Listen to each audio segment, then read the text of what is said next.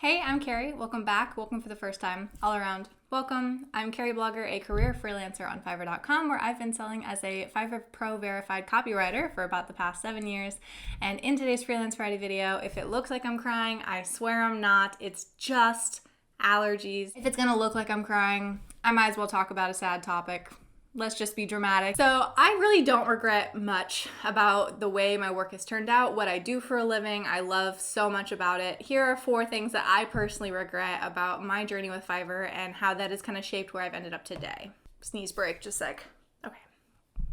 Now it looks like I'm crying. The first thing that I regret is still ongoing. I try so hard not to keep making the same mistake, and that is just whenever I accept an order that I don't really want to do. I really don't resonate with the client. I don't agree with what they're doing. And I think, well, I just need to do it because it's a good financial decision to do it. And also even just like warning signs that I'm completely ignoring. I see that the buyer is throwing up some major red flags that I don't think this is going to work out well between us in terms of being a collaborative, respectful, professional relationship. And when I look past those things and just focus on the money, that almost always turns out to just not be a good end result. Also, just usually the buyer turns out to be just as much of as you would expect, or as I should have expected. I try so hard to just stay true to myself, respect myself, and have integrity in my workflow, and trust that if it doesn't feel right, I should just trust my gut and not do it. And all those times that I think, well, it's really good money though, maybe I should just do it anyway, it'll work out.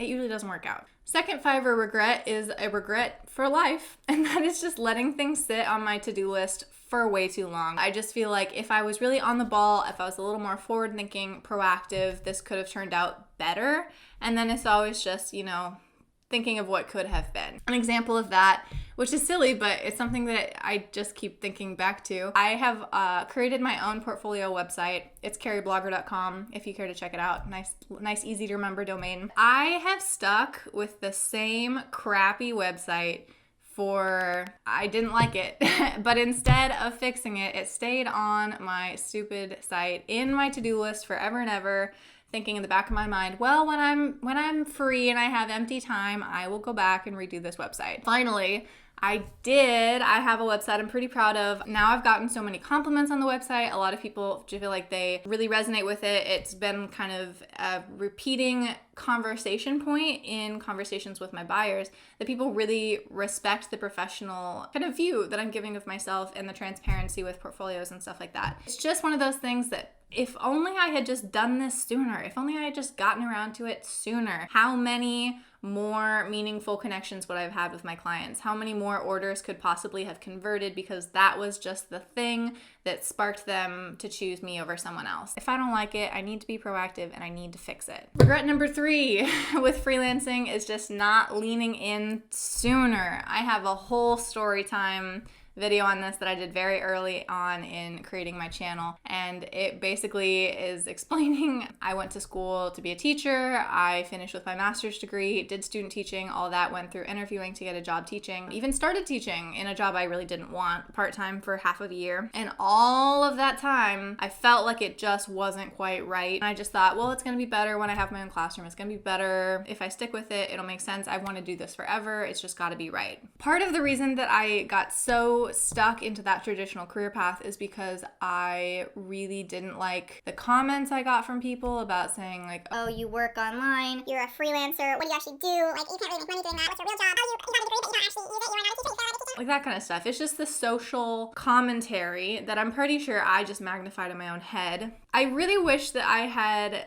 the courage or the foresight or whatever to just do this sooner. Because I love my job. I was doing it part-time. I was actively turning down work pretty much from my sophomore year of college through my master's. I was actively trying to keep a lid on it so that I could focus on what I thought was going to be my career path.